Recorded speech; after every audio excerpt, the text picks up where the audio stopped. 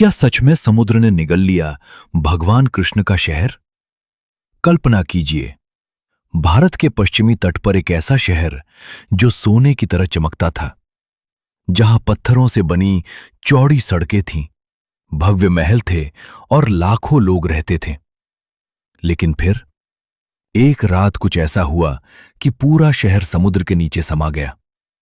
आज भी अरब सागर की गहराइयों में ऐसी संरचनाएं मिली हैं जिन्हें देखकर वैज्ञानिक भी हैरान हैं। क्या यह सिर्फ एक पौराणिक कहानी है, या फिर भगवान कृष्ण की नगरी द्वारका सचमुच अस्तित्व में थी? और अगर थी, तो आखिर वह समुद्र में कैसे डूब गई?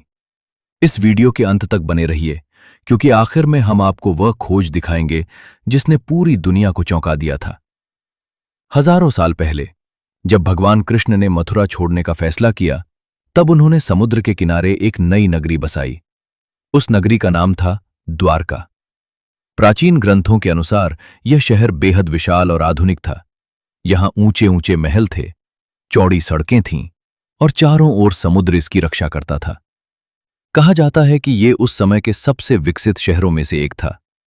लेकिन जितनी शानदार इसकी शुरुआत थी, उतना ही रहस्यमय इसका अंत। भगवान कृष्ण के पृथ्वी से विदा होने के बाद अजीब घटनाएं होने लगीं। आसमान का रंग बदलने लगा, समुद्र का पानी बढ़ने लगा और लोगों के बीच डर फैलने लगा। किसी को अंदाजा नहीं था कि कुछ ही समय में सब कुछ बदलने वाला है। फिर आया वो दिन जब समुद्र की विशाल लहरें शहर की ओर बढ़ने लगीं। लोग अपनी जान बचाने के लिए भागे, लेकिन प्रकृति के सामने कोई टिक नहीं सका। धीरे धीरे महल गायब हो गए, सड़कें गायब हो गईं और देखते ही देखते पूरी द्वारका समुद्र में समा गई, मानो वह शहर कभी अस्तित्व में था ही नहीं। लेकिन कहानी यहीं खत्म नहीं होती, क्योंकि सदियों बाद कुछ ऐसी खोजें हुईं जिन्होंने इस रहस्य को और भी गहरा बना दिया। साल 1980 के दशक में समुद्री पुरातत्वविदों ने गुजरात के तट के पास समुद्र के भीतर खोज शुरू की। जो उन्होंने देखा, उसने सबको हैरान कर दिया। समुद्र की गहराइयों में पत्थर की संरचनाएं मिलीं, दीवारों जैसे अवशेष मिले और ऐसे निशान मिले जो किसी प्राचीन नगर की रूट्स इशारा करते थे। यह खोज इतनी चौंकाने वाली थी कि इतिहासकारों और वैज्ञानिकों के बीच नई बहस शुरू हो गई। क्या यह वही द्वारका थी जिसका वर्णन महाभारत और पुराणों में किया गया है? कुछ वैज्ञानिक मानते हैं कि समुद्र का स्तर बढ़ने और भूगर्भीय बदलावों के कारण यह शहर डूब गया होगा।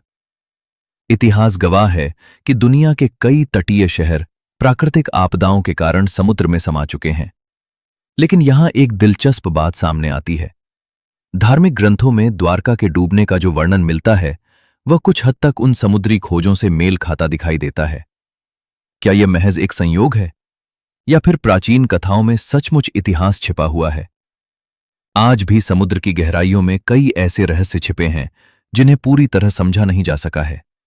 शायद द्वारका का असली सच अभी भी समुद्र की लहरों के नीचे सो रहा है, और शायद भविष्य में होने वाली कोई नई खोज इस रहस्य से पर्दा उठा दे। लेकिन तब तक द्वारका दुनिया के सबसे रहस्यमयी और चर्चित रहस्यों में से एक बनी रहेगी। तो आखिर आपका क्या मानना है? क्या द्वारका वास्तव में भगवान कृष्ण की नगरी थी जिसे समुद्र ने निगल लिया, या फिर यह सिर्फ एक प्राचीन कथा है? अपनी राय कमेंट में जरूर बताइए। अगर आप इसी तरह की और रहस्यमयी, सस्पेंस से भरी और इतिहास की अनसुलझी कहानियां देखना चाहते हैं, तो हमारे चैनल स्टोरी वॉल्ट को सब्सक्राइब और फॉलो कर लीजिए। अंत तक रुके रहने के लिए धन्यवाद।